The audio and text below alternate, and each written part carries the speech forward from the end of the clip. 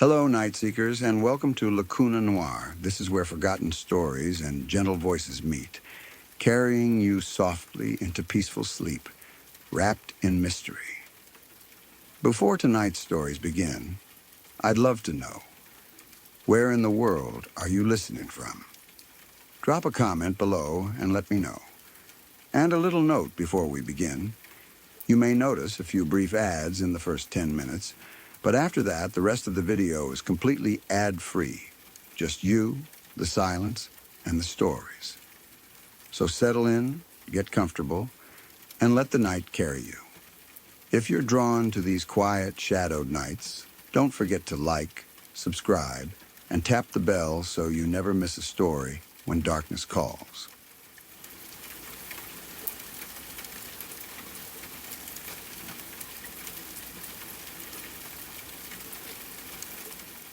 I work at a national park, and for the past few weeks, people have been gathering outside the gates to protest. By the time the last group started leaving that evening, the sun was already dropping behind the trees. The warmth was fading from the air, but the anger of the crowd had not cooled at all. I stood outside my post and watched them walk back toward their cars. The main parking lot had filled hours earlier, so people had parked along both sides of the road on the grass and anywhere else they could fit. Most of them had already gone, but the ones who stayed until the end were the loudest. They had shouted for justice. They had demanded blood. An animal killed those kids. One man had yelled. Then, the animal should die. Others had repeated it until the words became a chant. Blood for blood. They sounded less like grieving people and more like a pack of starving animals that had caught the smell of something wounded. Some shook signs in the air. Some slammed their fists against the gates. A few carried hunting rifles in their trucks, even though firearms were not allowed inside the park without permission. I understood why they were angry. 2 young people had been killed in the forest a month earlier. The girl had grown up in the town. Everyone knew her family. Her boyfriend had lived in the next county, but people knew him too. News traveled quickly in small places. Their bodies had been found near one of the older trails, badly damaged and partly hidden beneath leaves and broken branches. The police said an animal had attacked them. I told the police it had probably been a bear. That was the official story. It was also a lie. The last protester to leave was an older man with gray hair and a heavy coat. He stopped beside his car and stared at me for a long time. I recognized him. He was the girl's father. He did not say anything. He simply got into his car, started the engine, and kept looking at me through the windscreen. His eyes were red. He looked as if he had not slept properly since his daughter died. Then he drove away. I let out a slow breath and locked the gate behind him. It seemed strange that he had come alone. Usually he arrived with several friends and relatives. Sometimes the dead boy's father came as well. That day, however, the girl's father had stood by himself near the front of the crowd, saying almost nothing. He only watched the trees. I had met his daughter on the morning she died. She and her boyfriend had entered the park shortly after it opened. They were excited and carried a large backpack filled with food, water, and camera equipment. The boy had a modern camera hanging around his neck. It looked expensive. They told me they planned to photograph the wildlife. I warned them to stay on the marked trails. I even made a joke about using the camera's zoom instead of getting too close to anything with teeth. They laughed. The last clear photograph on the camera showed the girl kneeling beside 2 bear cubs. She had one hand resting on the back of the smaller cub. There were several other photographs of the cubs. In some, the girl was smiling. In others, the boyfriend had moved closer. In the background, between the trees, there was a much larger shape. The police showed me the pictures after the bodies were found. They asked what I thought the shape was. I told them it was probably the mother bear. It was the easiest explanation. It was also what they wanted to hear. The newspapers printed warnings about approaching bear cubs. Rangers placed new signs around the trails. People were told that mother bears could become aggressive when humans moved too close to their young. The whole town believed it. I wanted to believe it too. After locking the gate, I returned to my cabin to finish my evening duties. I checked the radio batteries, filled out the visitor log, and looked through the reports from the other rangers. The park was quiet. Too quiet. I was about to lock the cabin when I heard something large moving through the woods behind the building. Branches snapped. Leaves shifted. I reached for my torch and stepped outside. A large wolf limped from between the trees. He was almost as tall as my chest when he lifted his head. His fur was thick and brown, with darker patches along his back. Beneath it, I could see the movement of powerful muscles. His left hind leg was badly injured. He kept it raised as he walked, placing almost no weight on it. I had first seen him 2 weeks earlier. At the time, he had been thin and weak. I had started leaving meat near the tree line, hoping he would recover enough strength to hunt. I called him Baxter. It was a stupid name for an animal that size, but it had been the first one that came to mind. I knew I should have reported him. Feeding wildlife was against park rules, especially after a fatal attack. If another ranger had seen what I was doing, I could have lost my job. But I also knew Baxter would probably die without help. I took a large piece of deer meat from the bag near the door and stepped closer. "Easy," I said. Baxter lowered his head. I tried to move around him to get a better look at his injured leg. His lips pulled back. Long teeth appeared beneath them. A low growl rolled from his throat. I stopped. The sound was so deep that I could feel it in my chest. "All right," I said quietly. "I'm not touching you." I threw the meat toward him. He caught it before it landed. He carried it to the edge of the trees and began tearing it apart. I watched him eat. There was something almost human in the way he kept looking back at me. When he finished, he licked the blood from his teeth and disappeared into the forest. By then, the sun was almost gone. I gathered my things and began walking toward the car park. My truck was sitting near the entrance. It was old, rusted, and easy to recognize. There should not have been another vehicle there. But in the far corner of the car park, partly hidden behind a thick patch of bushes, I saw a white sedan. I stopped. I did not recognize it. There was nobody inside. I looked around the lot and called out. No answer. Visitors were required to leave before the gates closed. Anyone still inside the park after dark could easily get lost. I checked the front of the car. The engine was cold. I cursed under my breath and ran back to the cabin. I filled a bag with a spare torch, a first aid kit, water bottles, energy bars, a radio, and a small emergency blanket.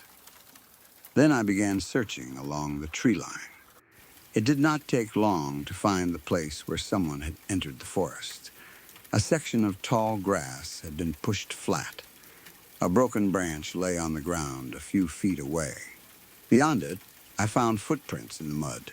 They were large and deep. The person was either heavy or very tall. The print from the left foot had sunk further into the mud than the right one.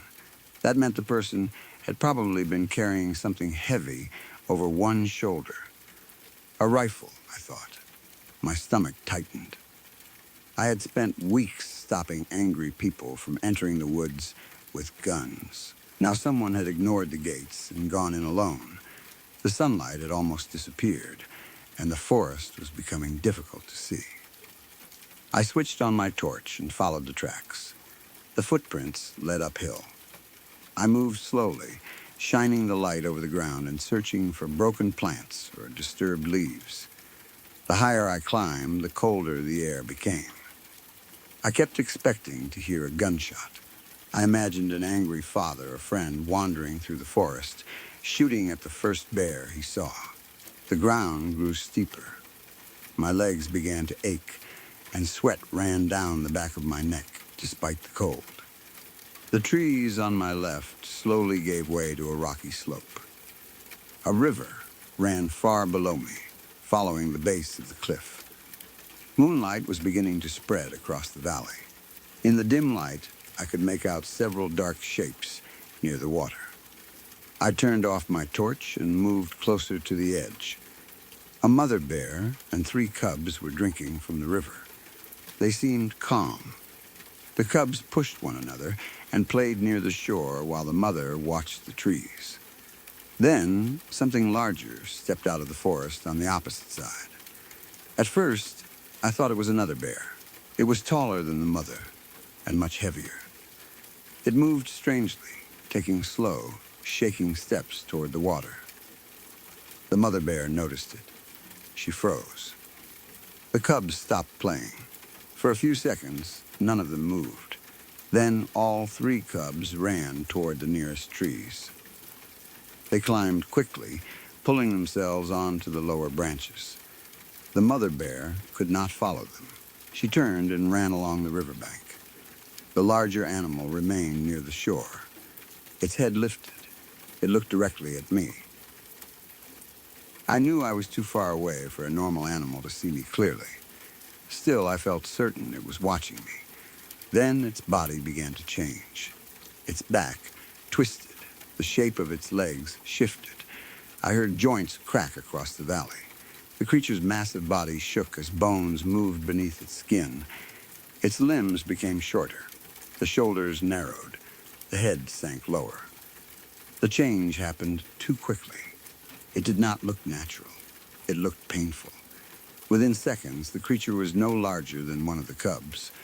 It turned away from me and walked toward the tree where the young bears had hidden. Then, it began to climb. A moment later, screams filled the valley. They sounded almost human. I forced myself to move. There was nothing I could do for the bears. I returned to the tracks and continued uphill. I walked faster now, no longer worrying about the noise I made. By the time the sun had completely disappeared, I heard the sound of running water. The noise grew louder until it became the heavy crash of a waterfall. The trees opened around a small lake at the bottom of a cliff. Water poured over the rocks, shining silver in the moonlight. Small orange shapes leaped through the falling water. At first, I thought they were fish. Then I saw them climbing. They jumped from one wet rock to another, moving upward against the waterfall. Some fell back into the lake. Others reached higher before disappearing into the darkness above. A man was sitting beside the lake. A rifle lay in the grass next to him. I recognized him immediately. It was the girl's father. He did not turn as I approached. I walked over and sat beside him. For several minutes, neither of us spoke. We watched the orange creatures jump through the falling water. "Do they ever reach the top?" he asked. "Yes," I said. "What are they?" "Freshwater divers." I had no idea whether that was their real name. It was what the park staff called them. Every year, around June, they swim to a pool above the falls and lay their eggs, I continued. Most don't survive the trip back down. He leaned forward, studying the water. "How do they swim up a waterfall?" "I don't know." He nodded slowly. "There are unusual animals in this park," I said. "That's why I don't want people coming in here with guns." He turned and looked at me. His face was calm, but his eyes were not.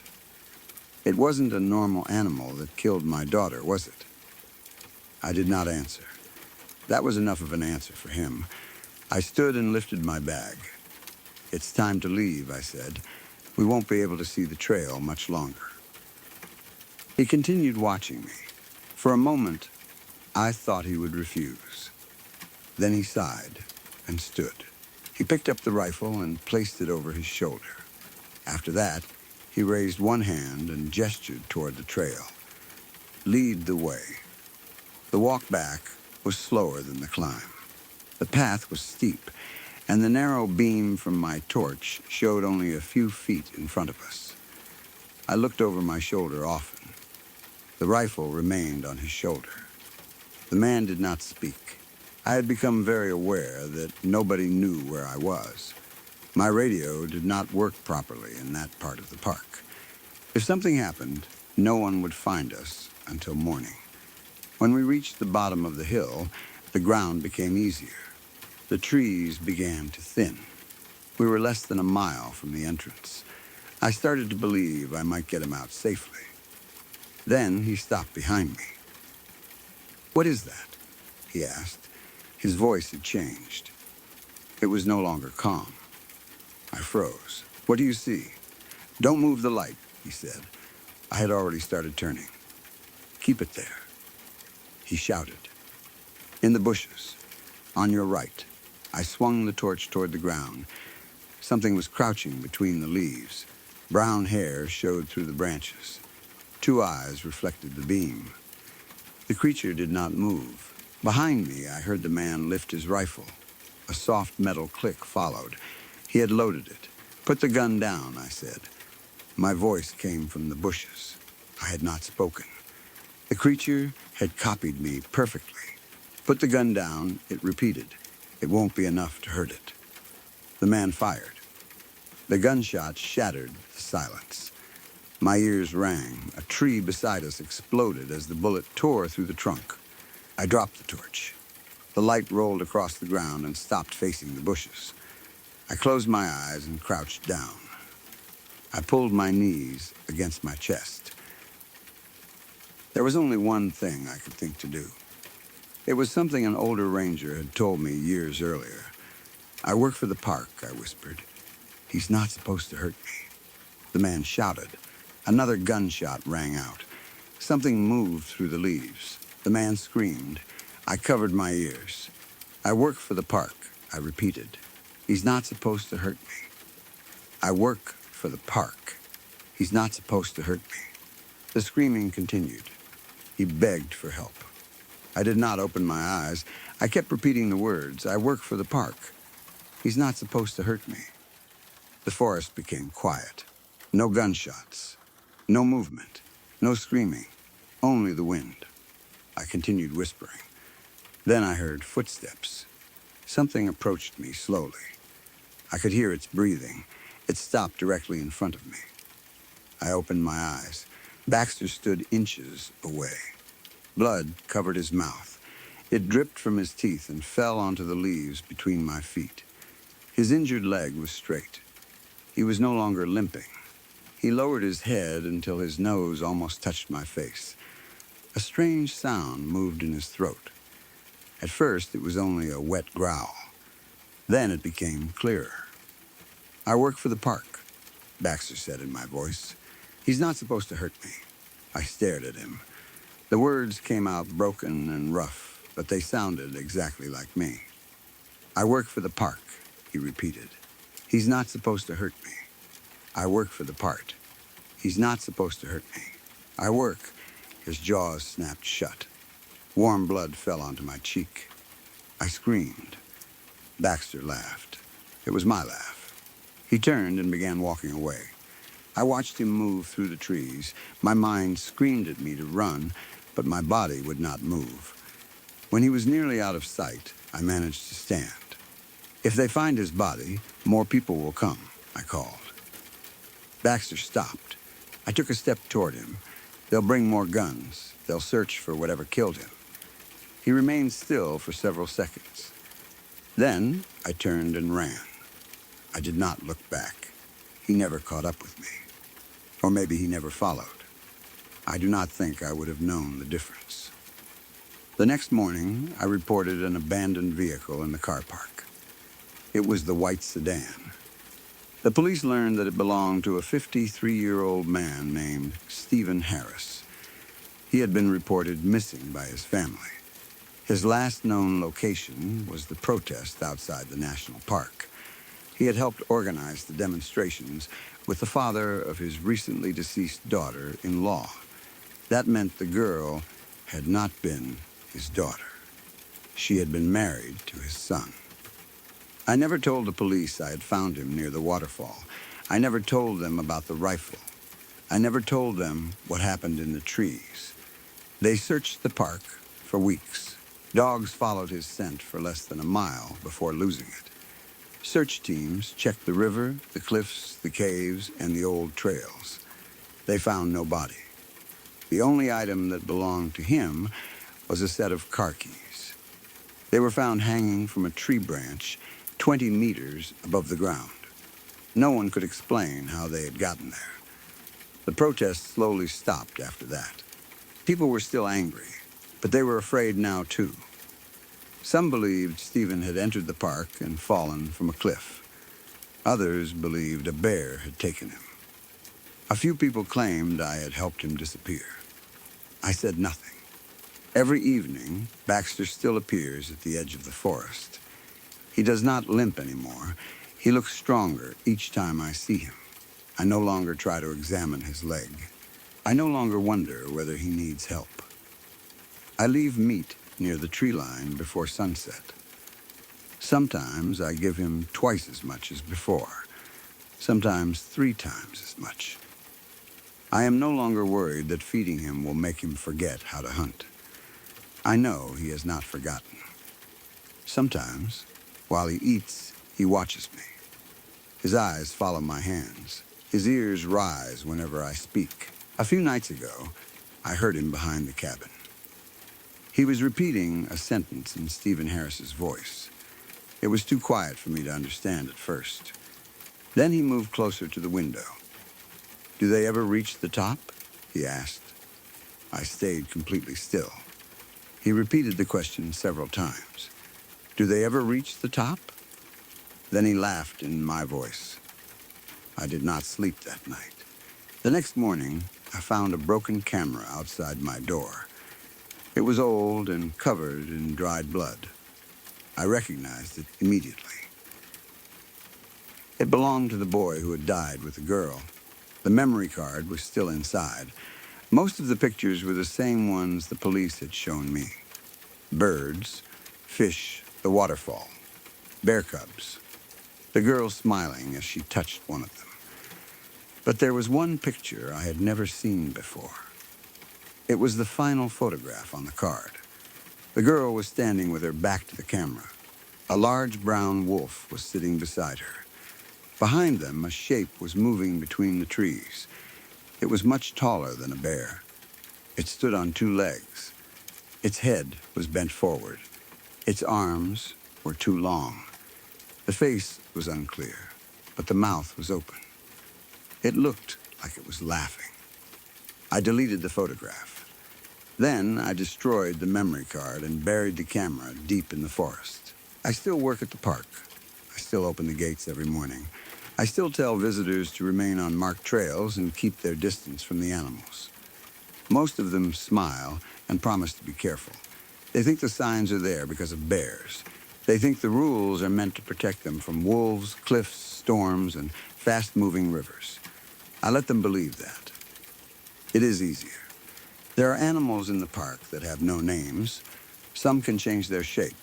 Some can copy voices. Some remember every word they hear. And some of them understand the rules better than we do. Baxter knows I work for the park.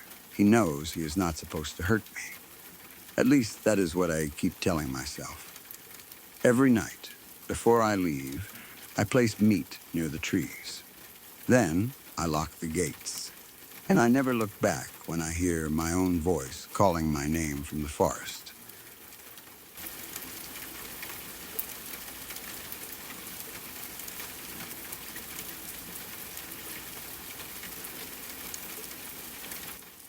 My dad was the kind of person who loved old technology more than most people loved anything new. He collected vinyl records, vintage cars, old televisions, cassette players, and video game systems from the 80s and 90s. If an object had thick plastic buttons, exposed screws, or a screen that weighed more than a small child, he probably wanted it. He did not only collect things, he liked taking them apart. Behind our house, he built a large workshop where he could repair whatever old pieces of junk he brought home from thrift stores, flea markets, garage sales, and scrapyards. Sometimes he found machines that had not worked in decades. He would carry them into the workshop in pieces and emerge a week later with them operating again. The workshop always smelled like hot metal, dust, and melted plastic. Its shelves were packed with labeled boxes of cables, circuit boards, switches, screws, springs, and parts I could not identify. Old televisions sat beside dismantled game consoles. Record players shared tables with car radios. Towers of cassette tapes leaned against computer monitors thick enough to crush a person. My mother used to hate it. She complained that Dad was filling the property with rubbish. She said the shop made our backyard look like a repair yard and worried that he would eventually burn the house down while soldering something. Over time, however, she changed her mind. My older brother Tyler and I eventually discovered why. For one of their anniversaries, Dad had created an entire Nintendo game about their marriage. He had programmed it himself and somehow loaded it onto a working cartridge. The game showed crude, pixelated versions of Mom and Dad meeting, going on dates, getting married, and having Tyler and me. The graphics were terrible. The music sounded like a doorbell dying underwater. Mom loved it. She cried while playing and then kissed Dad for so long that Tyler and I left the room in disgust. Dad was a dork, but he was the best kind of dork. What began as a hobby slowly became something more serious. At first, he was only an excited amateur who liked experimenting. Then, he became a capable tinkerer. After that, he became a fanatic. Eventually, I began to think he might actually be a genius. Tyler and I were allowed to enter most of the workshop. Dad trusted us as long as we followed one rule: never touch anything that had a note attached to it. His notes were usually written on bright pieces of paper and taped directly onto whatever he was working on. Do not plug in. Hot, unstable, wait until Saturday. Ask Dad first. Those warnings were enough for us. There was only one section of the workshop we were forbidden to enter. Dad had built a small, private lounge in the back corner. It looked like a tiny living room placed inside the larger shop. There was a couch, an old television, a VCR, and a shelf packed with VH tapes. A small refrigerator sat against one wall. There was also an ancient computer running a version of Windows that looked older than I was. The room seemed harmless. Dad insisted it was private. He did not shout or threaten us. He simply made it clear that Tyler and I were never supposed to go inside unless he invited us. We obeyed. That is the part I regret. People usually expect terrible things to happen because children break rules. In our case, I wish we had broken that one. I wish we had entered the room before it was too late. I was 10 years old and had learned to behave. Tyler was 16, with curly hair, freckles, a permanently irritated expression, and the attitude of someone who believed everyone else was stupid. Despite that, he respected Dad's equipment.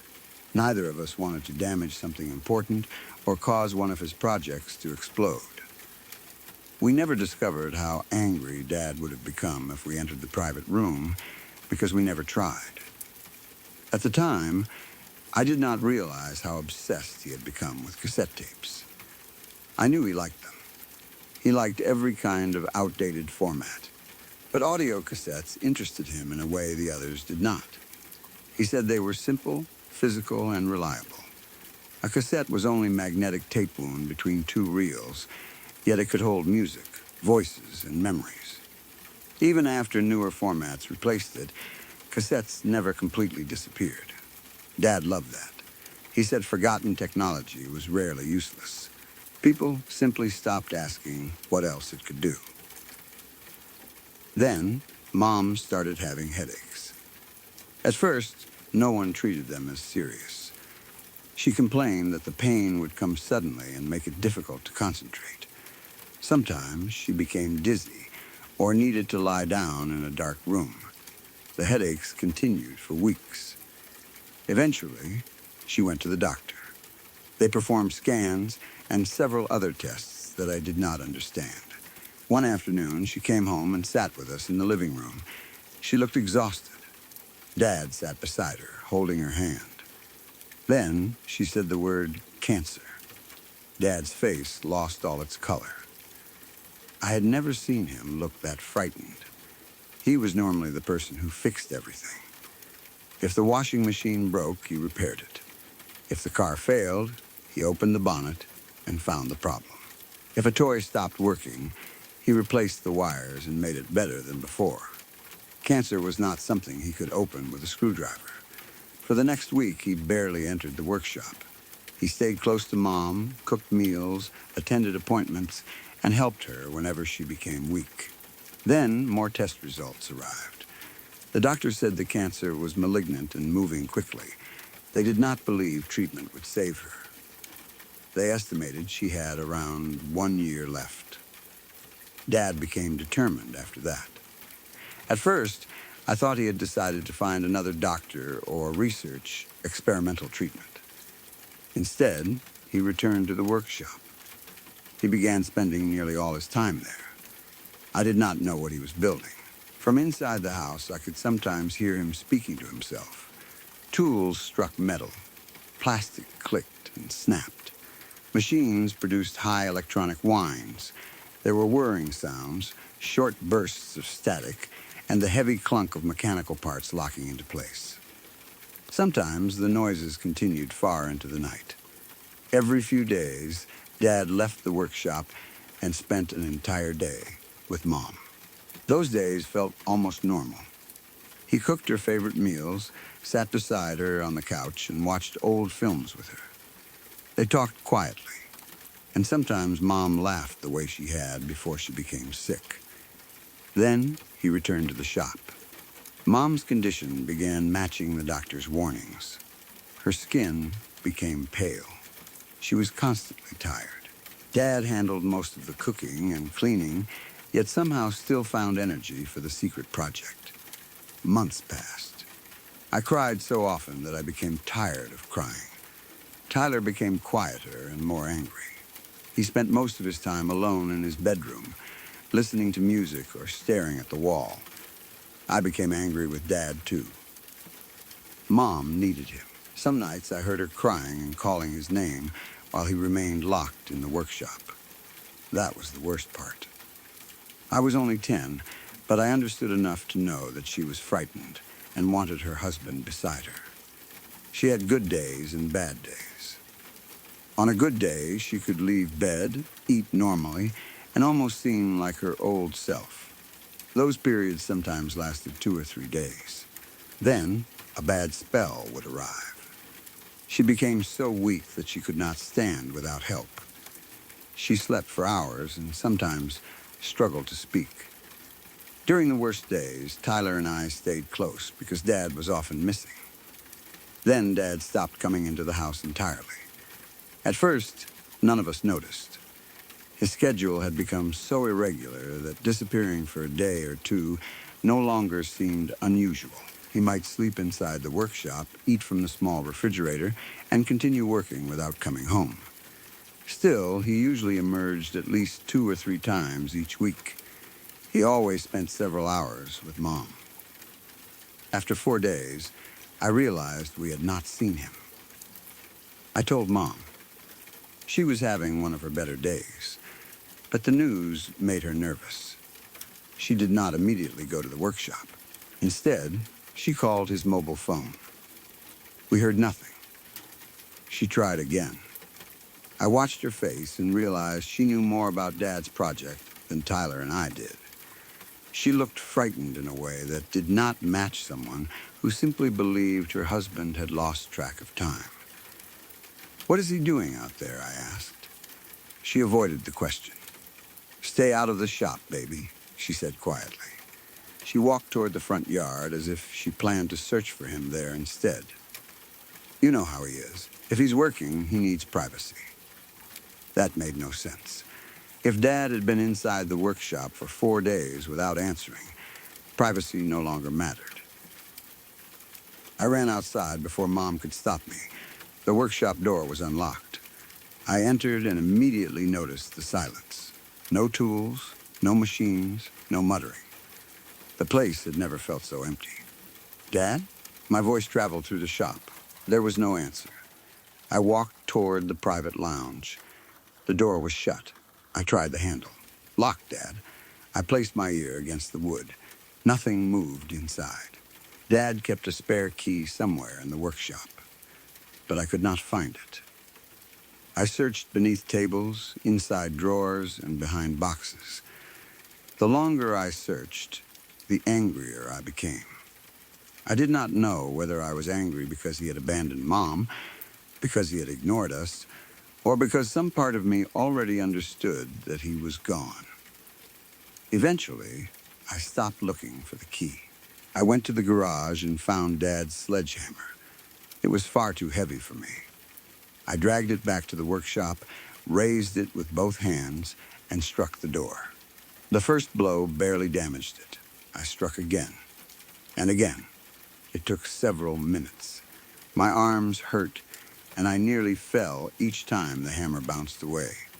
Eventually, the wood around the handle split. The lock tore free. I pushed through the broken section and entered the private room. Dad was not there. Plastic shavings covered the floor. A sharp smell of burned chemicals hung in the air, but the moment the door opened, it began drifting into the larger workshop. The room had changed. The enormous computer monitor that normally sat on Dad's main table had been moved to a corner. In its place stood a machine I did not immediately recognize. It resembled an old cassette recorder, but it was much larger and heavier than any normal one. The front contained a row of rectangular buttons like piano keys. Behind a clear plastic cover were 2 circular reels. The recorder looked brand new, yet its design was deliberately old-fashioned. Dad had built it. I moved closer. The play button had an unusual symbol printed on it. It looked like an infinity sign surrounded by 2 curved arrows pointing toward one another. I opened the cassette compartment. It was empty. A tape sat behind the recorder. When I picked it up, I found a folded note underneath. The first line listed 3 names: Beth, Donnie, Tyler. Beth was my mother. Donnie was me. I opened the note. I am sorry to leave this way. I cannot handle losing Beth. I tried to stay strong, but I gave in to temptation. I would burn this building and every possession I own if an angel or demon could promise that she would grow old beside me. I believe I have found the next best thing. Beth, I know you did not believe me before. When I finally show you, this will be the answer to everything. I know what I am leaving behind. I know what this looks like. But I am not giving up on any of you. Soon, we will all be together again, and it will never have to end. Beth will live forever. You boys will live forever. No one will ever have to die. Donnie, I left a cassette in the recorder for you. It appears I have ensured the machine will remain after I am gone. I pray that it does. I waited until Beth was having one of her good days. I want her to feel happiness in immortality, not pain. I would explain more, but she did not believe me, and I doubt either of you will. The recorder accepts only Type 4 metal cassettes. They are the only tapes stable enough to work. I discovered a way to increase capacity. By moving the reels extremely slowly and compressing high-quality information, one cassette can hold an entire day. Whenever you know a good day is coming, record it. You can record your memories. You can keep them forever. The good moments never have to disappear. Beth, I am sorry. I wish I had been braver. I wish medicine had been my strange hobby instead of old machines. Maybe this is better. Now we have forever. You will never leave. My darling, you were the best decision I ever made, and my boys are the greatest thing you ever gave me. That was where the note ended. To me, it sounded like Dad had completely lost his mind. He had spent months building a strange tape recorder and then disappeared into the woods. I shouted for Mom and Tyler. When they entered the room and read the note, Mom became hysterical. Tyler called the police.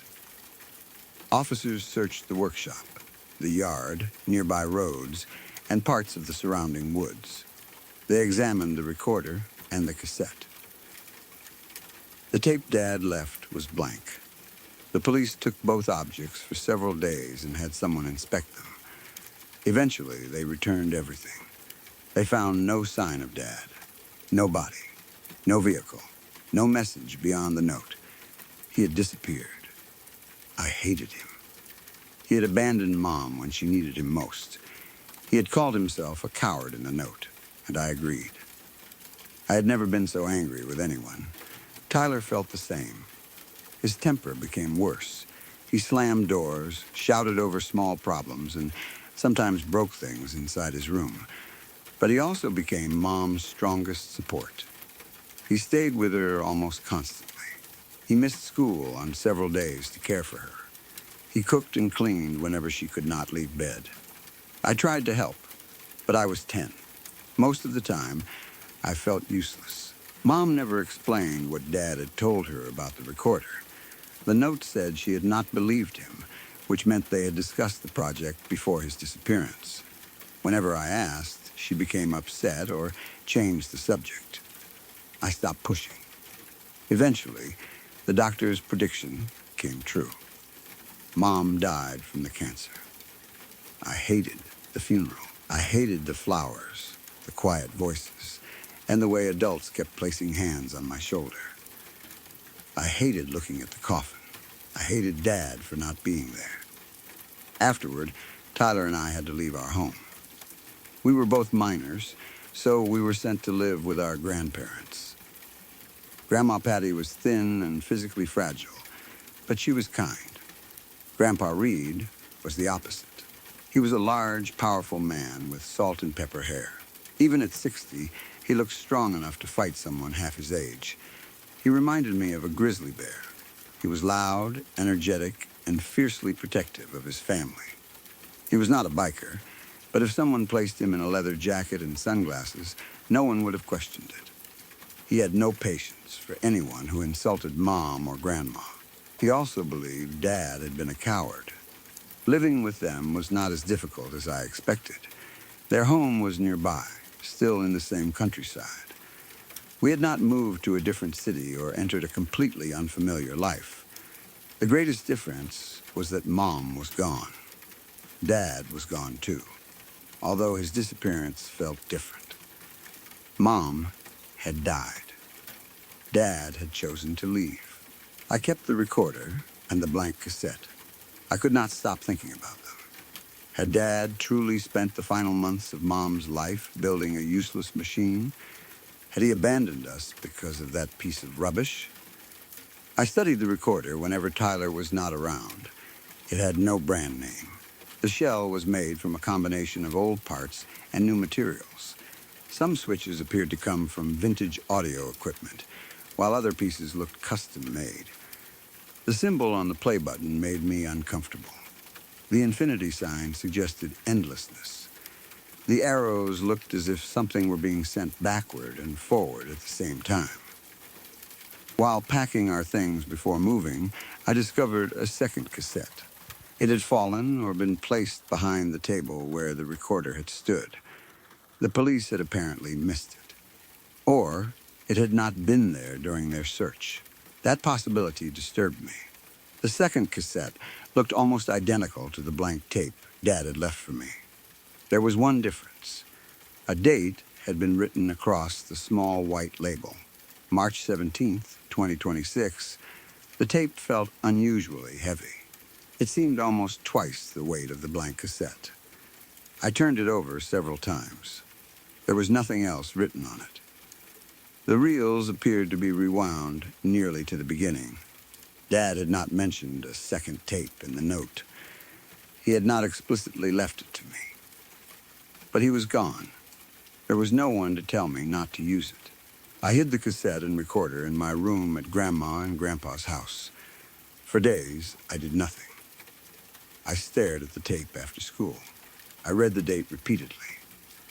March 17th, 2026. Dad's note claimed the machine could store entire days as memories.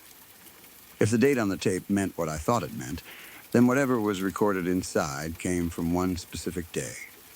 But whose day? Dad's? Mom's? Someone else's? I wondered whether playing the cassette would produce voices, music, or video through the old television. Perhaps the machine was only a complicated recording system. Maybe Dad had copied home movies or audio messages onto the tape. That would explain why it felt heavier only in my imagination. The difference might have come from the materials used inside. The rational possibilities did not make me less afraid. One afternoon, I returned home from school and sat in my bedroom for nearly half an hour staring at the cassette. Tyler was somewhere else in the house. Grandma and Grandpa were downstairs. I could have asked one of them to stay with me. I did not. Dad had abandoned us for this machine. I wanted to understand why. I carried the recorder onto the floor and placed the cassette inside. The compartment closed with a heavy click. I pressed the rewind button. The reels began moving. They spun faster than I expected. The tape produced a dry scratching sound as it passed through the mechanism. I watched the counter reverse. Then the machine made a loud metallic noise. Shh-ting. I jumped. The sound resembled a spring snapping into place inside a steel box. I had never heard a normal tape recorder make anything like it. The reels stopped. I pressed the stop button. My finger hovered over play. Part of me wanted to remove the cassette and bring everything downstairs. Another part remembered Dad's empty workshop, Mom crying in bed, and the note he had left behind. He owed us an explanation. I pressed play. The machine struck me with a force I could not see. Wham! I fell forward. For one instant, I thought the recorder had exploded. Then my hands hit the floor. There was no soft gray carpet beneath them. I was kneeling on a worn rug, covered in an old-fashioned pattern. My bedroom was gone. My bed, desk, walls, and window had disappeared. A wooden table stood in front of me. The air smelled like dust, warm electronics, and burned plastic. I knew the room. It was Dad's private lounge inside the workshop. Except it looked different. The room seemed newer. The couch had fewer stains. The shelves were arranged differently. Several tools I remembered seeing on the floor were not there. A person stood on the opposite side of the table. A very familiar person. Dad. He was alive. He held the cassette recorder in both hands. His finger was resting on the play button as though he had pressed it at exactly the same moment I did. For a second, neither of us moved. I remained on the floor, looking up at him. Dad stared down at me. His face contained the same shock I felt. He looked thinner than I remembered. Dark circles surrounded his eyes, and several days of beard covered his face. His hair was messy. But it was him. There was no doubt. Dad? I do not know whether the word left my mouth. His lips moved too, but I heard nothing. The edges of the room began darkening. The walls blurred. Dad placed the recorder on the table and reached toward me. His fingers came within inches of my face. Then everything faded. The workshop disappeared. The wooden table vanished. Dad's shocked eyes remained visible for one final second. Then I was back in my bedroom. I lay on the gray carpet beside the recorder. The play button had released itself. The cassette was no longer moving. My heart pounded so violently that my chest hurt. I pushed myself away from the machine, The room was exactly as it had been before I pressed play. My bed stood beside me. School books lay on the desk. Voices came faintly from downstairs. Only a few seconds seemed to have passed. I looked at my hands. They were shaking. There was no dust or dirt on them from the workshop floor. No physical evidence proved I had gone anywhere. The cassette remained inside the recorder. I wanted to believe I had fainted. Maybe the machine released an electrical shock. Perhaps the smell of old chemicals or the stress surrounding Dad caused me to hallucinate. But I had not simply seen an image. I had fallen onto another floor. I had felt the rough rug under my hands. I had smelled the workshop. Most importantly, Dad had seen me. His reaction was not part of an old recording. He looked surprised. He had pressed play from his side, and for one moment, the machine connected us. That was what the two arrows meant. The recorder was not only playing stored memories. It allowed 2 points to meet. Dad had not disappeared into the woods. He had gone somewhere inside the tape. Or into the day recorded on it. March 17th, 2026. I stared at the date again. I no longer knew whether it represented the day Dad recorded, the day I entered, or a day that had not yet happened when he first created the cassette. The note said he had waited for Mom to have one of her good days. He wanted her to feel happiness in immortality. Maybe the tape contained a complete day from before she died. Maybe Dad had placed himself inside it and was still living that day repeatedly. Perhaps he believed Tyler and I would eventually join them. That would explain why he said we would all be together and nothing would ever end. The idea made me sick. A perfect day repeated forever might sound like immortality, but a recording cannot grow. It cannot change. It cannot move beyond the final second. If Mom existed inside the cassette, then she did not know she had died. She might be repeating one of her last good days again and again. Dad may have entered the recording to stay with her, but the man I saw did not look happy. He looked trapped. I reached toward the eject button. Then, I stopped. What would happen if I removed the cassette? Would Dad disappear? Was he conscious when the tape was not playing? Did time continue inside it, or did he remain frozen between moments? I thought about pressing play again. I wanted to see him. I wanted to shout at him for abandoning us. I wanted to tell him Mom had died. I wanted to ask whether she was with him. But I remembered the way everything began fading almost immediately. The recorder may have connected our locations for only a few seconds, because both of us pressed play at the same time. If I tried again and he did not, perhaps I would enter the recorded day completely. I might not return. That was what happened to the bingo winners. No, wrong story. Need remove. Oops, we cannot include unrelated. Let's correct in final. We need continue without error. Since we're in final drafting, must ensure no such line. I'll rewrite from there correctly. Maybe that was what happened to Dad. He may have tested the machine, expecting to observe a memory, and found himself physically pulled into it. His note suggested the choice was deliberate, but he may not have understood the full consequences. He said the recorder would remain after he was gone. He knew the machine separated him from the physical world. He had made peace with that, or believed he had. The terror in his face suggested otherwise. I eventually ejected the cassette. It came out warm. The reels had barely moved from the beginning. If the tape truly held an entire day, the few seconds I experienced may have occupied only a microscopic section. There could be hours of Dad's life still recorded inside. Mom might appear later. Tyler and I might exist somewhere on it too, captured during a day before everything became terrible. Dad had written that memories could be taped. Perhaps he had recorded all of us without our knowledge.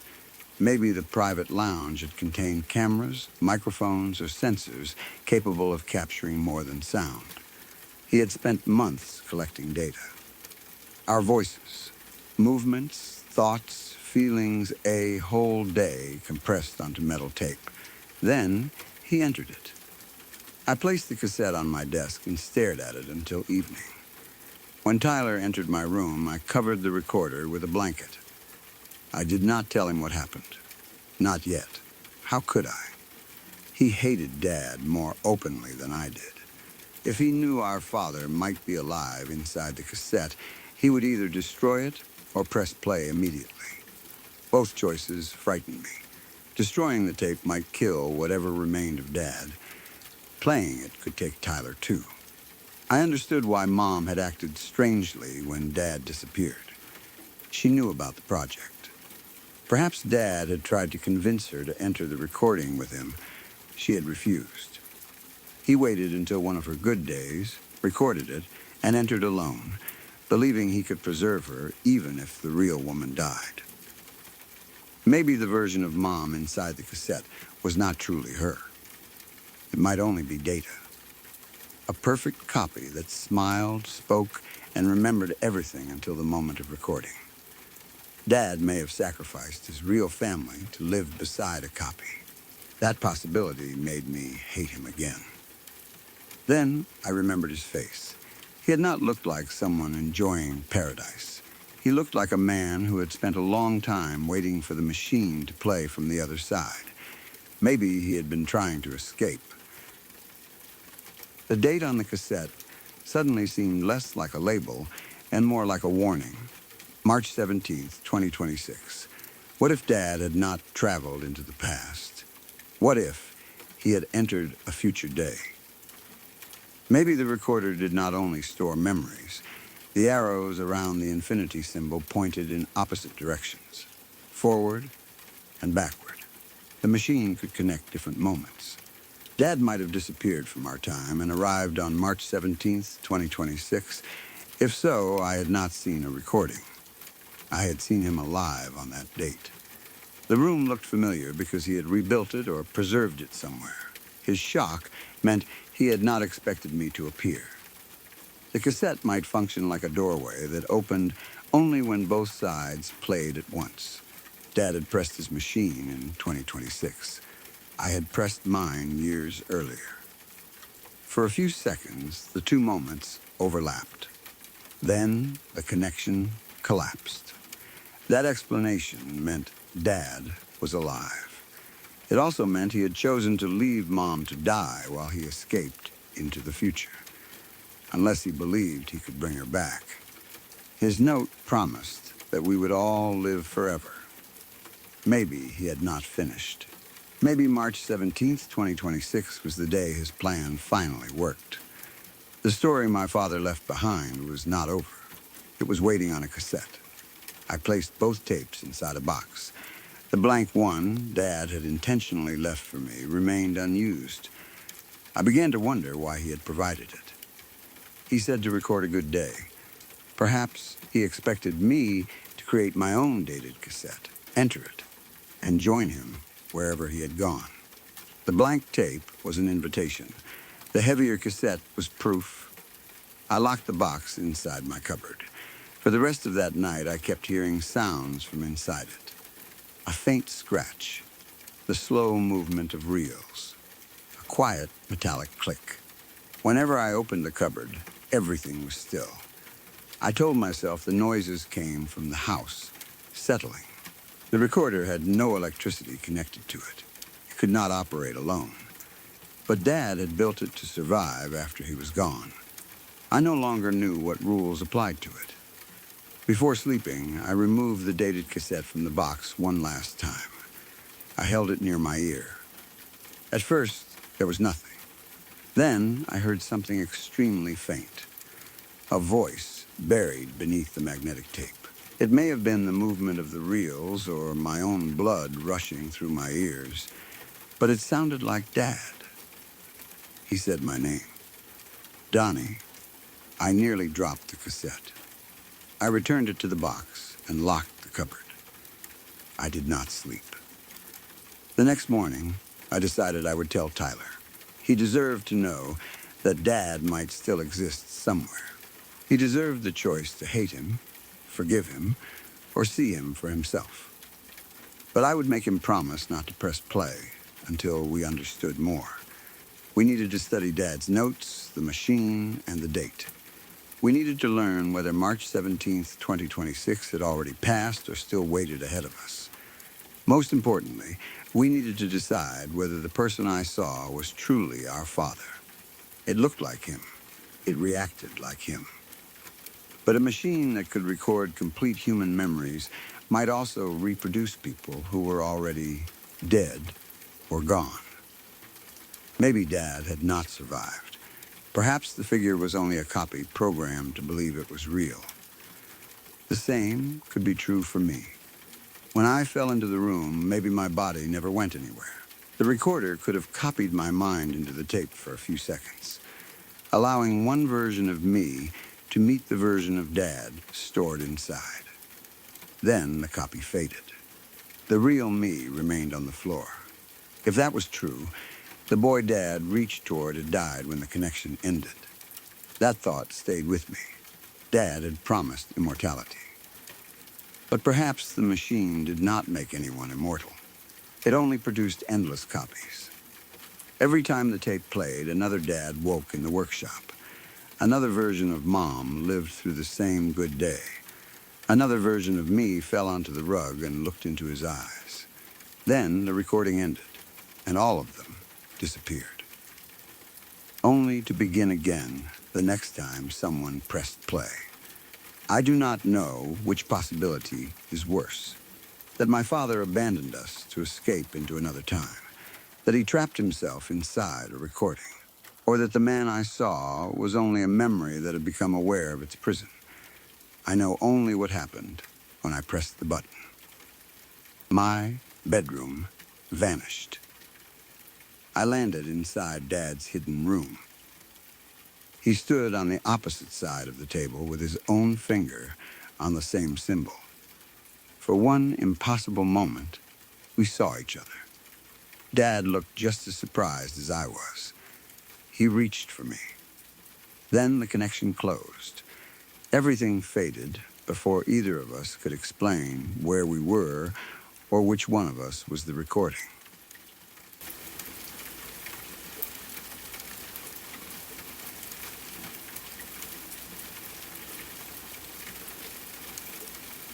Sorry to pause for just a moment. If this is your first time here, welcome. I hope you're enjoying the calm so far. If you'd like more nights like this, true stories, gentle rain, no interruptions, please subscribe to Lacuna Noir. It really helps me keep creating these peaceful experiences for you. And tap the bell so you're here every time a new story arrives in the dark. Now, back to the story. I never expected to tell this story publicly, but it has stayed in my mind for months, and keeping it to myself has not made it easier to forget. Last summer, I traveled down to South Wales to stay with my Nan. She lived in one of those small valley towns that felt separated from the rest of the country. It was the kind of place where the houses were built close together along narrow streets, with steep green hills rising almost immediately behind them. There were rows of gray stone houses, old walls darkened by years of rain, and the remains of a coal mine that had closed long before I was born. Rusted structures still stood in parts of the valley, half hidden by grass and climbing plants. My Nan had lived there her entire life. She often talked about what the place looked like when she was young. Back then, she said the side of the mountain had been black with coal waste. The ground around the mine was covered in dark slag, and the air always seemed to carry dust from the pits. Now the mountain was green again. Grass had grown over the old scars. Trees were slowly returning, and sheep wandered along slopes that had once been covered in machinery and dirt. Cows stood in wet fields behind wire fences, and soft mist rested over the hills most mornings. From a distance, It looked beautiful. The valley could have been on the front of a postcard. Everything appeared peaceful and quiet, especially when the early fog floated between the houses and the hills.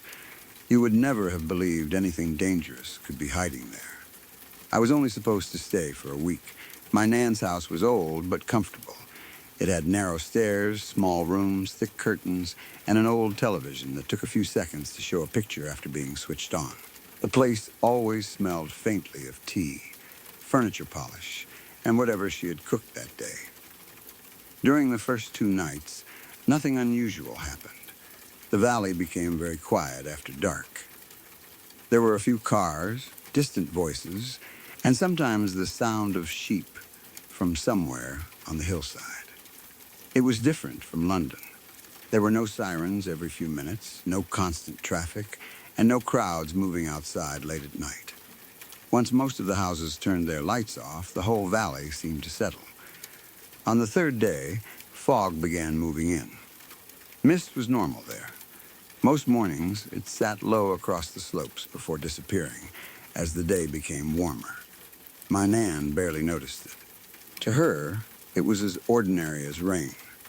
This fog was different. It arrived in the afternoon and became thicker as evening approached. It did not lift. It did not move with the wind. It seemed to sit over the town with its own weight, filling the streets and covering the hills until the world beyond the front garden disappeared. By night, I could barely see the end of the road. The houses opposite looked faded and distant. Streetlights became pale yellow blurs floating in the mist, with no clear poles beneath them. My Nan closed the curtains earlier than usual. I did not think anything of it at the time. She went to bed not long after 10. I stayed downstairs watching something pointless on her television. I do not even remember what program was on. The picture flickered occasionally, and the volume had to be kept low because my Nan was a light sleeper. At around 11:30, I heard footsteps outside. They came from the wet gravel near the front of the house. The steps were slow. They did not sound like someone walking normally down the street. There was a pause between each one, as though the person was carefully placing their feet or moving without urgency. At first, I assumed it was one of the neighbors. Maybe someone had returned home late or was walking a dog.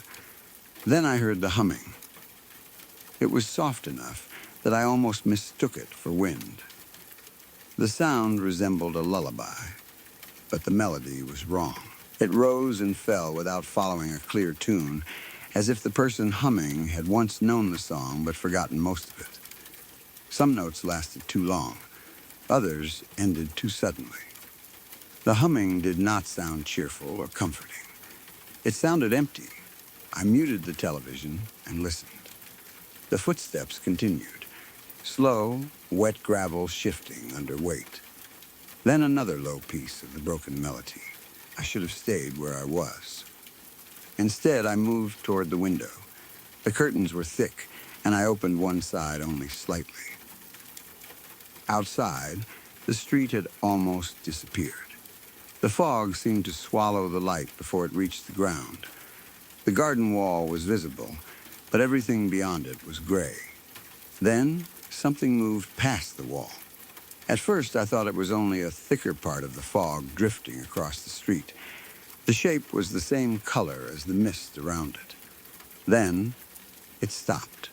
It was standing upright. The figure looked human in general shape, but there were no clear details. It seemed solid, yet its outline blended into the fog. It was as if part of the mist had gathered itself into the shape of a person and stood up. It did not walk correctly. I had seen it move only for a moment, but the motion looked more like drifting than stepping. The body seemed to glide while remaining upright. It stopped directly across from my Nan's front window. The humming continued. I could make out the shape of a head. It was tilted slightly to one side, as if the figure were listening for something inside the house. There was no visible face, no eyes, no mouth. Nothing reflected the streetlight. Still, I knew it was looking at me. I cannot explain how I knew. The curtain was open only a few centimeters, and the room behind me was dark except for the television. It should not have been able to see me clearly.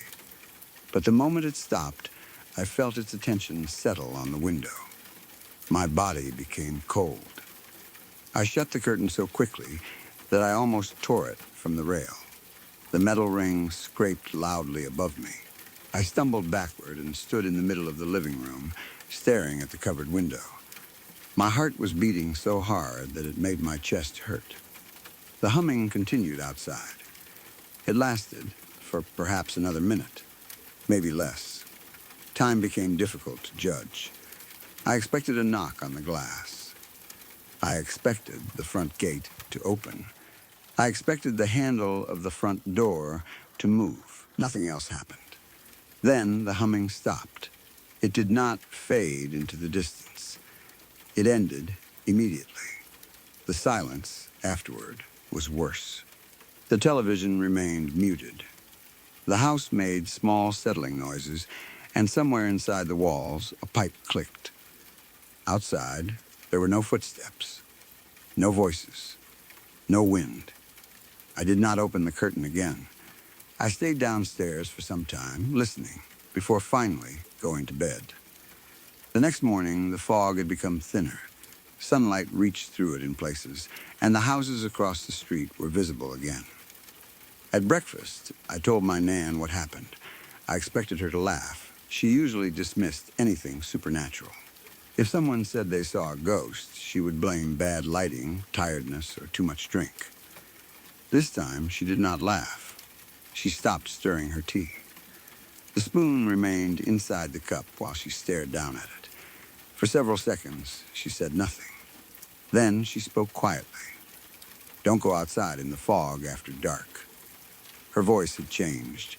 It was not the tone she used when giving ordinary advice. "And don't answer if it knows your name." I waited for her to explain. She did not. "What was it?" I asked. She lifted the spoon again and continued stirring. "Just listen to me." That was all she would say. The way she reacted frightened me more than the figure had. She knew exactly what I meant. I had not described it in enough detail for her to recognize a specific person or animal. Yet, she immediately gave me rules. Stay inside. Do not answer, especially if it knows your name. Whatever she believed was in the fog, she had heard about it before. Maybe she had seen it herself. I should have left that day. Instead, I stayed. I did not want to look frightened. I told myself I was too old to run back to London because I had seen a shape in bad weather. I also wanted to believe there was a normal explanation. The figure could have been a neighbor wearing gray clothing. Fog changes distance and shape. A person walking slowly through it might appear to glide. The tilted head could have been someone looking toward the television light. The humming might have been a drunk person or someone trying to calm a child. My Nan's warning could have been old village superstition. Small towns keep stories alive for generations. An ordinary foggy night could become a legend about people disappearing or spirits walking between houses. That was what I told myself. The fourth night passed without anything happening. The fog had lifted slightly, and I began feeling embarrassed by how frightened I had been. On the fifth evening, it returned. This time, it was thicker. By sunset, the back garden was gone behind a wall of gray. Moisture gathered against the windows, and the air inside the house felt colder. My Nan checked the locks twice.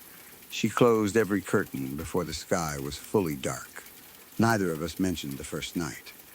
She went to bed early again. I stayed upstairs in the room where I was sleeping. I kept the light off because I did not want anything outside to see where I was. That decision already showed that I did not truly believe the first incident had been harmless. I lay beneath the blanket, listening to the quiet house. Sometime later, the humming began. It was directly outside my window. The first time, I had heard it from the street. Now it sounded close enough that whoever made it could have been standing against the wall. The same broken melody moved through the fog. Low, slow, almost gentle. I did not move. Beneath the humming, I heard words. The voice was speaking Welsh. I do not speak the language well, but I had heard my Nan and other relatives use it enough to recognize certain sounds. I caught a few pieces. Dere Allen, then something that sounded like Mayor Tywillakin Guinness. There were other words I could not understand. Something about the mountain. I did not know the full meaning, but the voice sounded as though it were calling or inviting me. The words were spoken softly, almost with affection. That made them worse. I remained flat on the bed. The room was completely dark. I tried not to breathe loudly. Then something touched the window. A long scrape moved down the glass. It began near the top and continued slowly toward the bottom. The sound was thin and sharp. It reminded me of fingernails dragging over a window. There was a pause. Another scrape followed beside the first. Then another. I imagined long fingers moving down the outside of the glass, feeling for a gap or weak point. My body refused to move. I could not call for my Nan.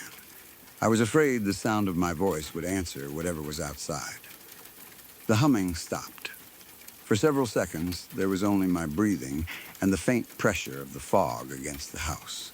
Then, a voice said my name. Clearly, not almost my name. Not something that sounded similar. My exact name.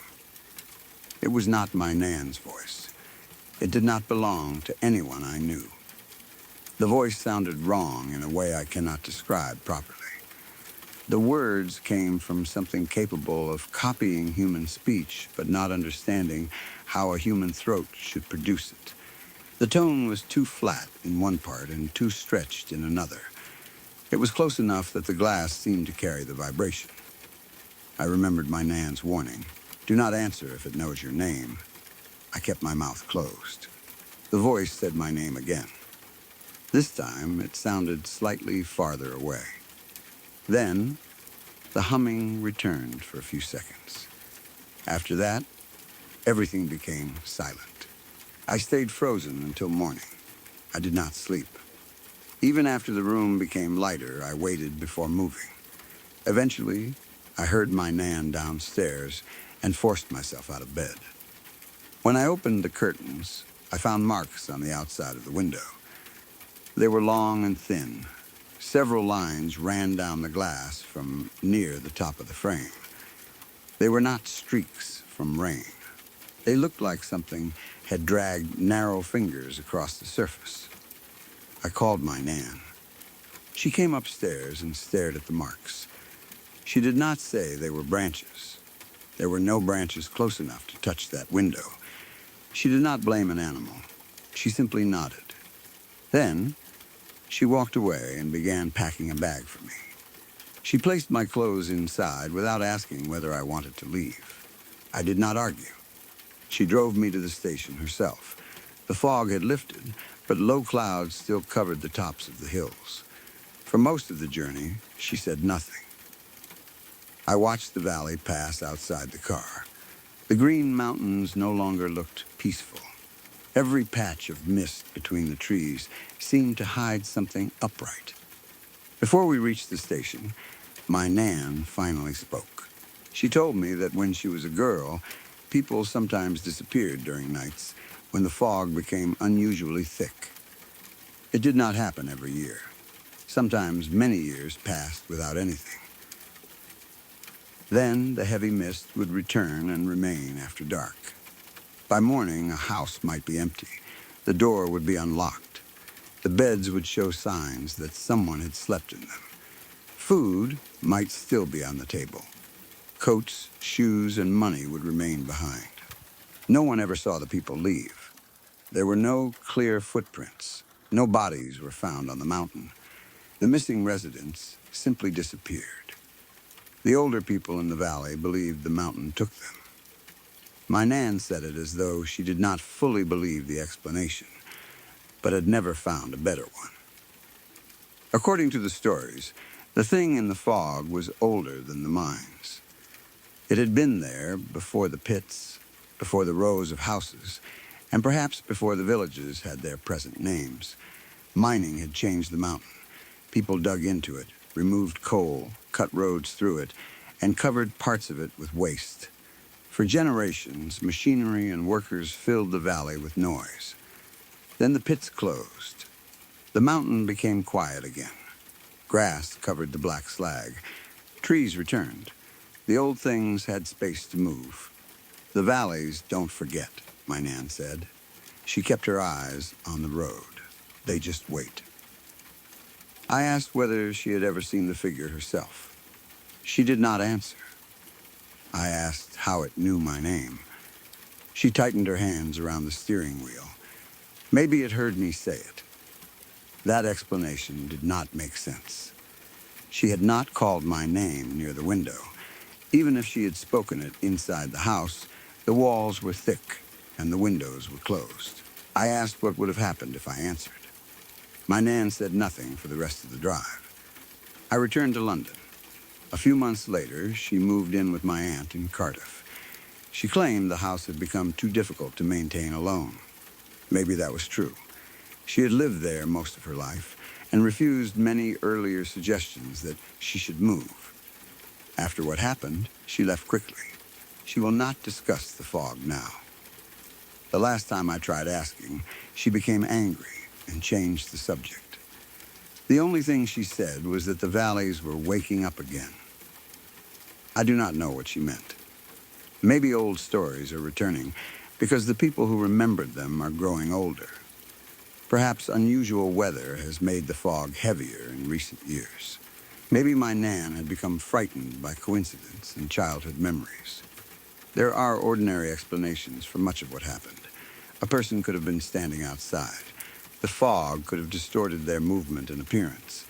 Someone might have overheard my name. An animal could have scratched the window. My fear may have made the Welsh words sound more meaningful than they were, but those explanations do not account for my Nan's reaction. She gave me the warning before the second night. Do not answer if it knows your name. Then something came directly to my window and spoke it.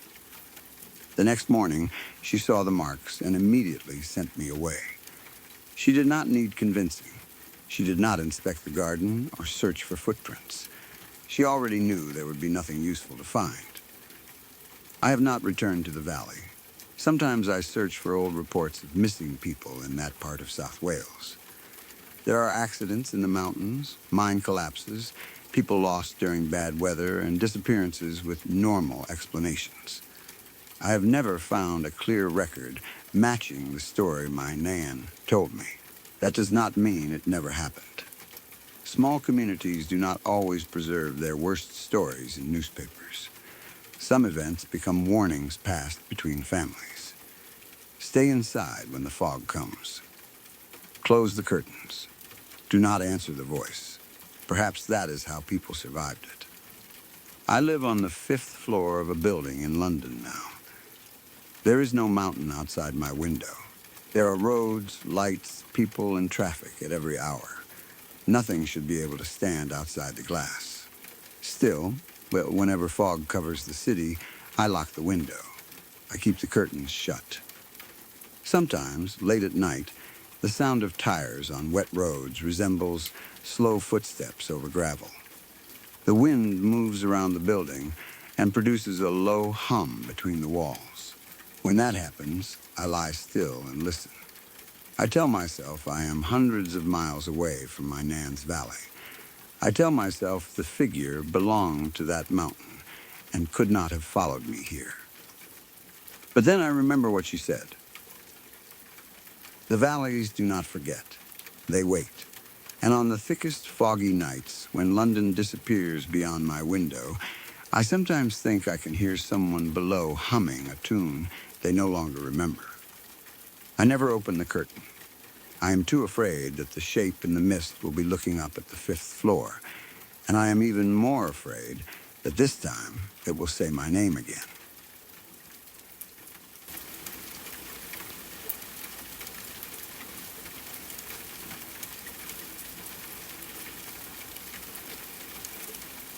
I need to share something that most people will probably refuse to believe. I have not told my parents, teachers, or any other adults. I have mentioned parts of it to a few friends, but even they seemed uncertain whether I was being serious. Some laughed because they thought I was trying to frighten them. Others listened, but clearly believed there had to be a normal explanation. Maybe there is. I hope there is.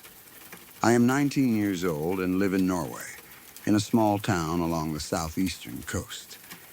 It is roughly an hour from Oslo, although the area feels much farther removed from the capital than that distance suggests. My hometown is quiet and old-fashioned. There are no skyscrapers, large restaurant chains, or modern entertainment centers. We do not even have a cinema. Most buildings have looked the same for as long as I can remember, and the surrounding landscape is largely agricultural. The town is located in Vestfold, a county known for farmland, forests, small communities, and stretches of countryside where you can drive for a long time without seeing much besides fields and trees.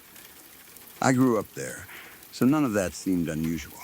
I never thought there could be an entire place hidden inside my own county.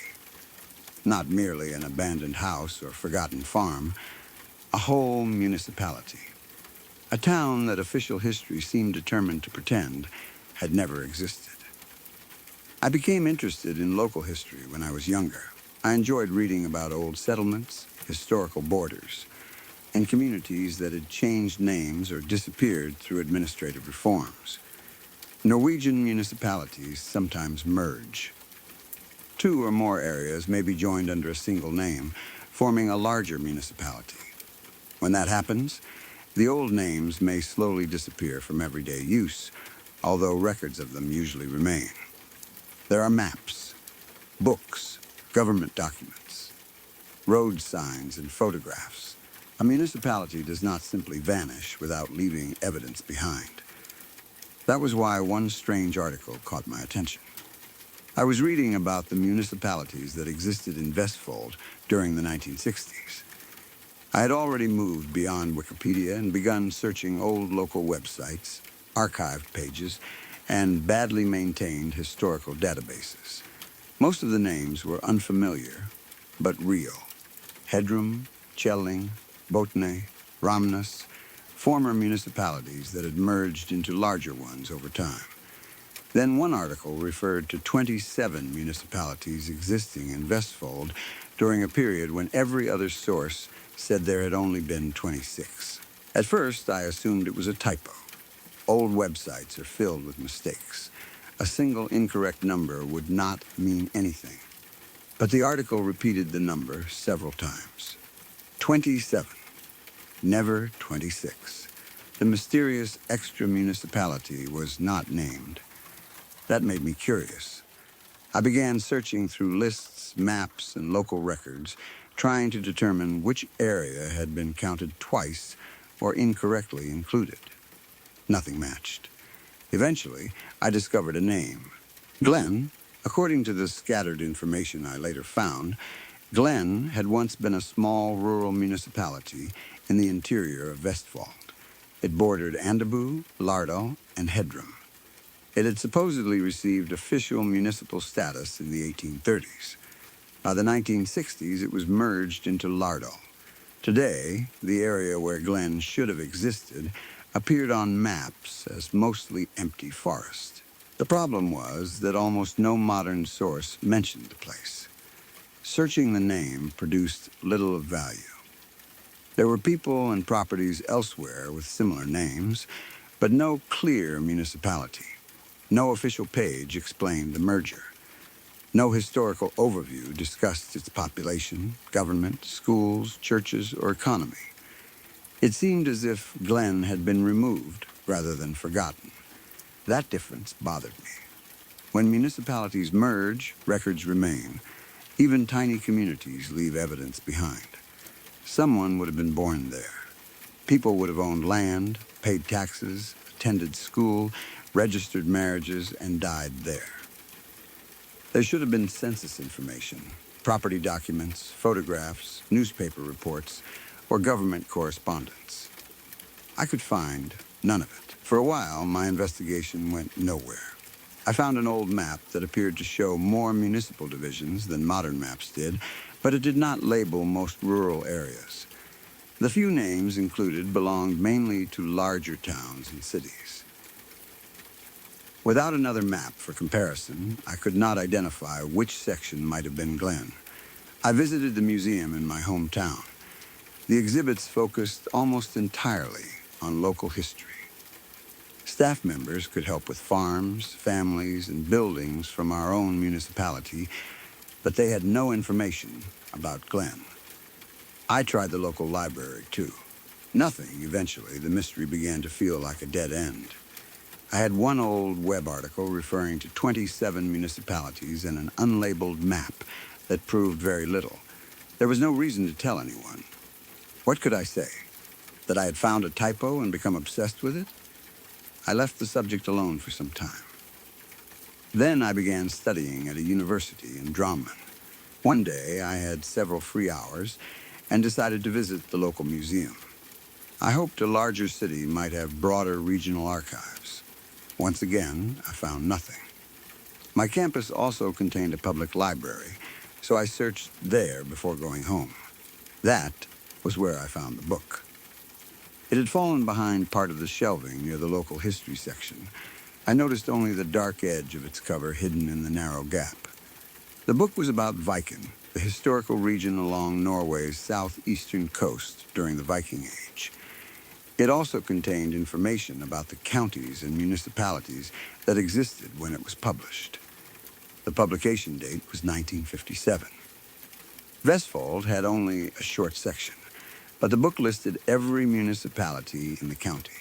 The passage described the coastal cities first, followed by the district municipalities along the Drammensfjord and Skagerrak. Then it listed the inland agricultural municipalities: Hof, Ramnes, Andebu, Lardal, Glen, Hedrum. I read the name several times. Glen was real. At least in 1957, someone had treated it as real enough to print in a regional reference book. There was no description and no map identifying its exact borders, but the name was finally connected to a physical source older than the internet. I copied the information and began searching again. Now that I had a confirmed name, I expected the research to become easier. It did not. Modern websites offered almost nothing. Older books did not list it. Even documents published before the supposed merger rarely mentioned it. That was stranger than its absence from current sources. If Glen had merely faded from public memory after joining Lardal, historical records from before the 1960s should still have included it. Instead, nearly everything appeared to have been cleaned away. The 1957 book seemed to have survived only because it had physically fallen behind furniture and remained forgotten. Eventually, I found a vague reference on an old web page. The link led through several layers of archived pages, outdated menus, and local documents. It was buried deeply enough that I doubted many people had ever reached it. The information there was incomplete, but it supported what I had already discovered. Glen had bordered Andebu, Lardal, and Hedrum. It had been one of Vestfold's smallest rural municipalities. The merger with Lardal occurred sometime in the 1960s. Most importantly, the page contained enough geographical details for me to estimate where Glen had been located. The old town should have existed somewhere inside a large forested area. That was when curiosity became something stronger. I no longer wanted only to prove that Glen had once existed. I wanted to know why it had disappeared.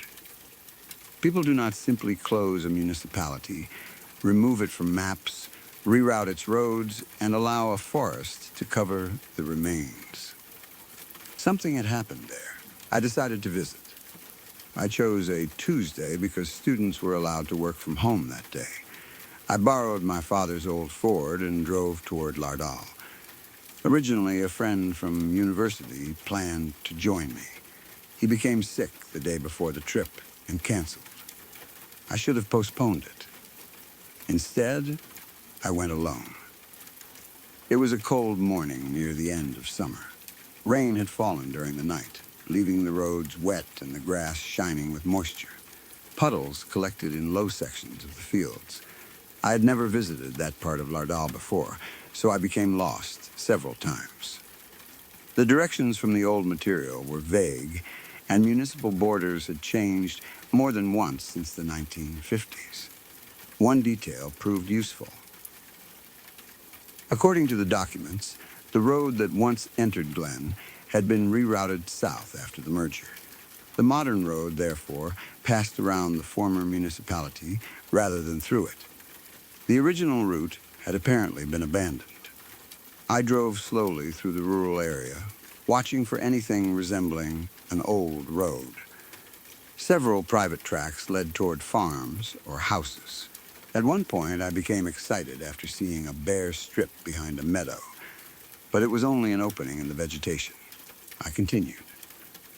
Eventually, I noticed an old dirt road turning sharply away from the main route and entering the forest. It looked older than every other side road I had passed. The surface was uneven and partially covered by grass. Trees leaned over it, and there were no signs indicating where it led. A boom barrier blocked vehicles from entering. The barrier was weathered and did not look recently installed. I parked beside the main road, locked the Ford, and walked around it. The dirt road continued into the trees. At first, I felt excited. If my research was correct, I had finally found the original road into Glen.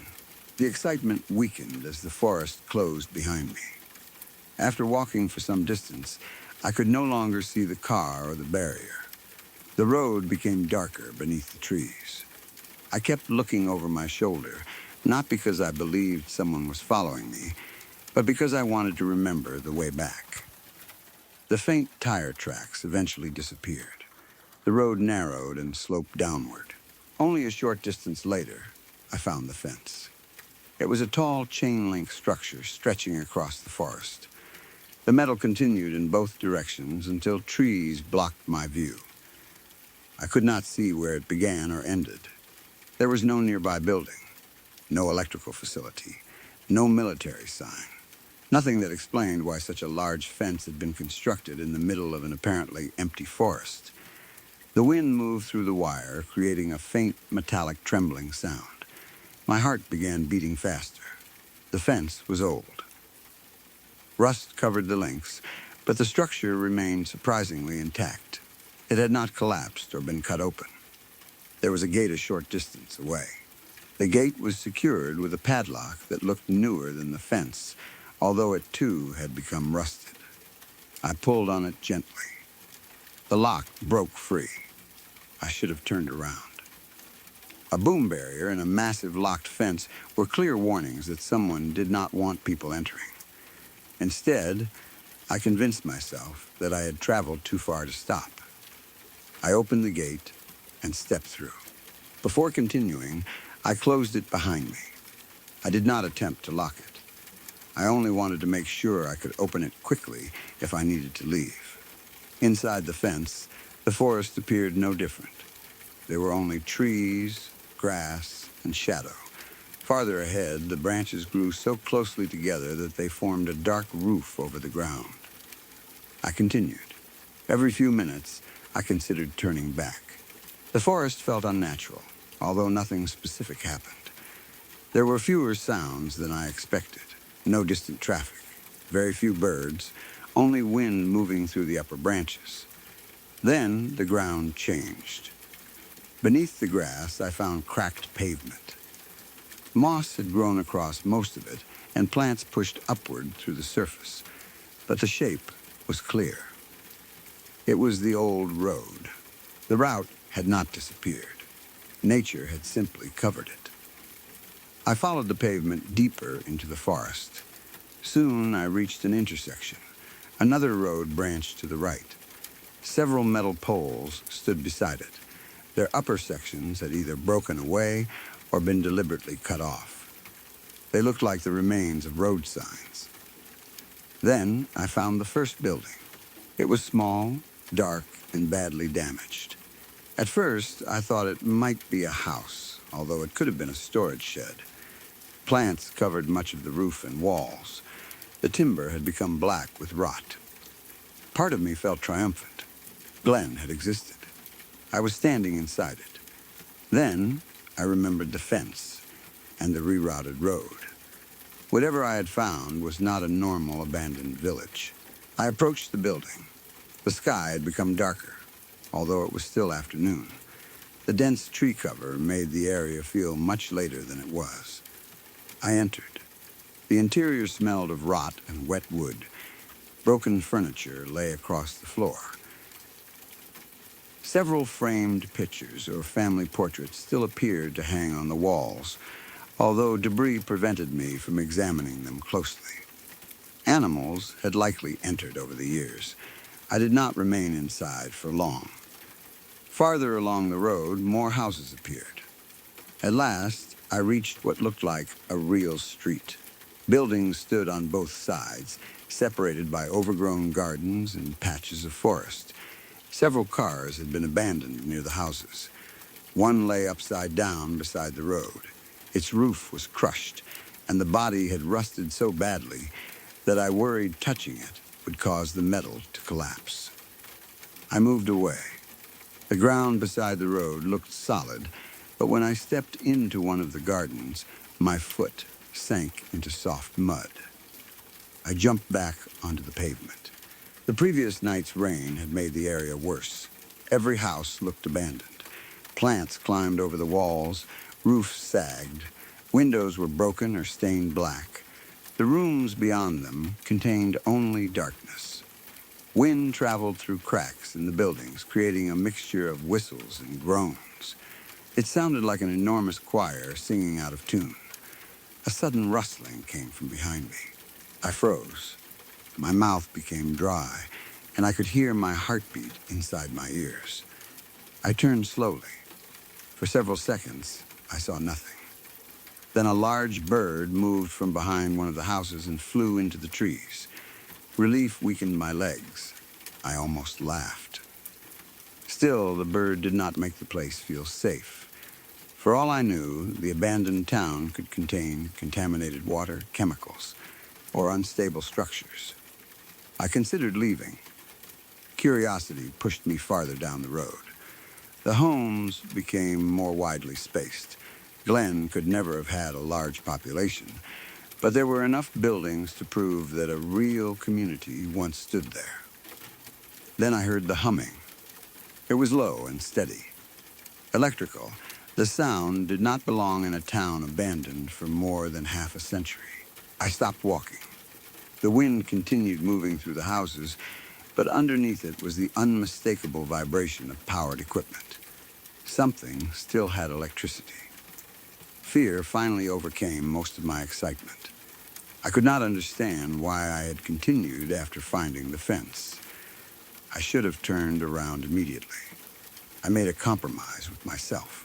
I would walk only as far as the next corner, identify the source of the sound if possible, and then leave. Near the corner stood what appeared to have once been a petrol station. Most details had disappeared with time. The pumps were gone, and broken glass covered parts of the ground, but the shape of the structure suggested its original purpose. The humming became louder as I approached one of the doors. Faded warning signs mentioned electricity and high voltage. I placed my hand on the rusted handle. After hesitating, I opened it. The small room beyond contained electrical panels, fuses, and other equipment. The machines were old, yet the hum clearly came from inside. Then it stopped. The silence was immediate. It did not fade like a machine losing power. It ended as though someone had flipped a switch. I stood with one hand on the door. For several seconds, I tried to convince myself that the sound continued at a frequency I could no longer hear. It did not. Something had noticed the door opening. I backed away. My heel caught on a damaged plank, and I nearly fell. The darkness beneath the trees seemed to deepen. I could no longer breathe properly. It was time to leave. I ran around the side of the old petrol station and turned toward the road I had followed into town. That was when I saw a flickering light. At first, I thought sunlight had reached through an opening in the branches. Then I realized it came from a second-floor window. One of the houses had a lamp on inside. I knew it had not been illuminated when I passed earlier. The light flickered as though the bulb were struggling to remain active. Then another light appeared, and another. Several houses I had already passed began glowing. Living room lamps switched on. Porch lights illuminated rotten steps. Small lamps appeared behind upstairs windows. Even a few basement windows glowed faintly beneath layers of vegetation. The puddles in the road reflected the lights. The entire abandoned town seemed to be waking. The electrical humming returned, now coming from several directions. I stopped thinking. I ran. I left the lights behind and followed the road toward the forest. As I moved, something shining inside a puddle caught my attention. It was a reflection from one of the houses. I slowed despite every instinct telling me not to. Wind moved across the water and distorted the image. For a moment, I thought I could see a shape standing inside a window. I tilted my head, trying to understand it. A branch snapped near the house. I turned. Nothing stood there. When I looked back at the puddle, the reflected figure was gone. Then I heard the whispers. They came from behind me.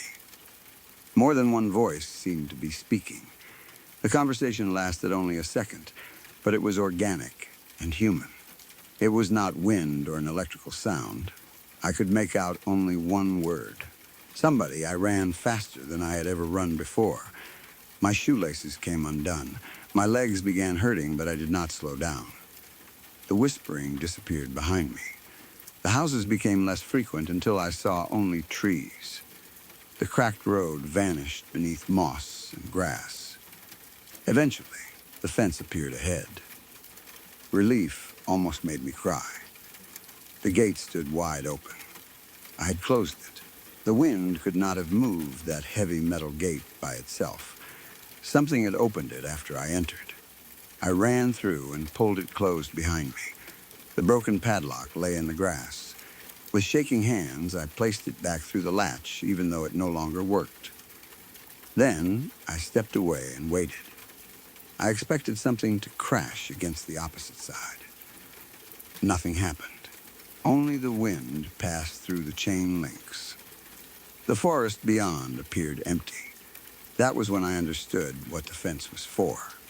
It had not been built to keep people away from a dangerous ruin. It had been built to keep something inside. The continuing electricity, the lights, and the voices all meant the town was not truly empty. Something still lived in Glen.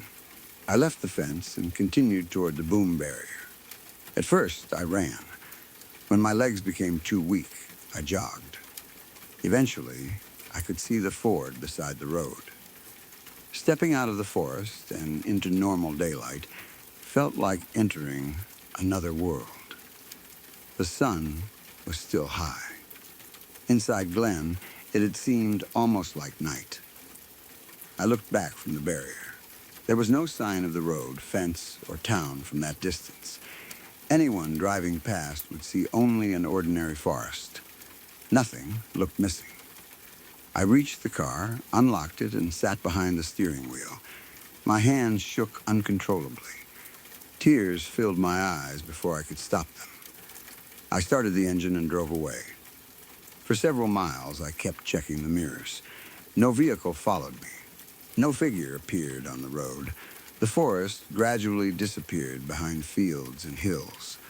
Eventually, I slowed and pulled to the side. I did not know what to do. Should I report it? To whom? I had trespassed beyond a barrier, broken a lock, and entered a fenced area that might belong to the government or a private company.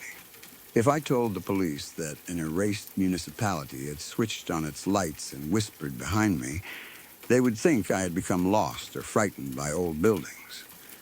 If officials already knew Glen existed, they might ask why I had gone there.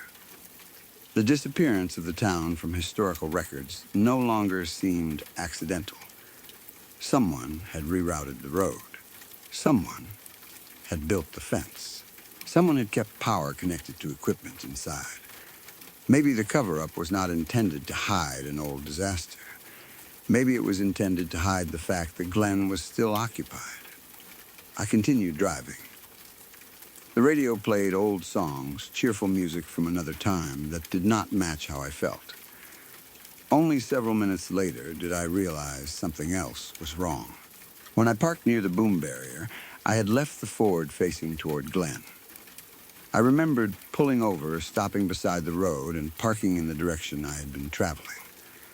When I returned from the forest, the car was facing the opposite way. At the time, I had been too frightened to notice.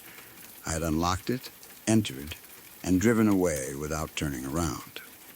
Someone had moved it, or something had. The doors had still been locked. Nothing appeared missing from inside. There were no obvious marks or damage. But the car had been turned around so that it pointed away from the forest. Perhaps someone wanted to help me leave. Perhaps it was a warning. Or perhaps whatever lived in Glen had entered the car, used it, and placed it back before I returned. I try not to think about that possibility. I have not gone back. I have not searched for the road again. I have also stopped looking for more documents about Glen. Part of me remains curious. I want to know what happened there in the 1960s. I want to know why the municipality disappeared from records and why its road was rerouted. I want to know who built the fence and why power still reached houses that should have been empty for decades. But curiosity led me through that gate once. I do not intend to make the same mistake again. The official maps show forest. The history books list only 26 municipalities. Most people in Vestfold have never heard the name Glen. Maybe that is how it is supposed to remain. There is a forgotten town hidden behind a rusted fence in the forests of Norway. Its houses are rotting. Its cars are collapsing. Its roads are being consumed by moss. But electricity still moves through its wires. Lights still appear behind its windows. And when a stranger enters, voices in the darkness notice that somebody has arrived.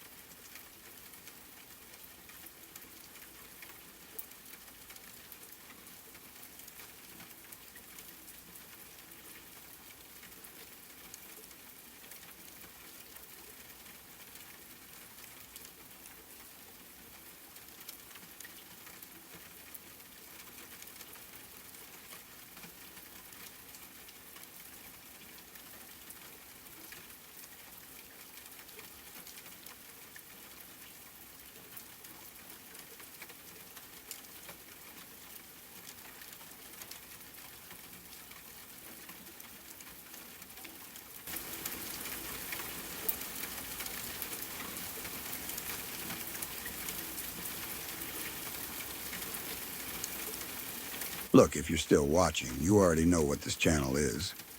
No jump scares, no fake drama, just real stories about real people who survive things most of us can't even imagine. And that's scarier than any movie could ever be. If you want more of this raw, unfiltered truth, told the way it deserves to be told, subscribe to Lacuna Noir. We're not here to waste your time. We're here to tell the stories that actually matter. Thanks for listening. Now go get some sleep, if you can.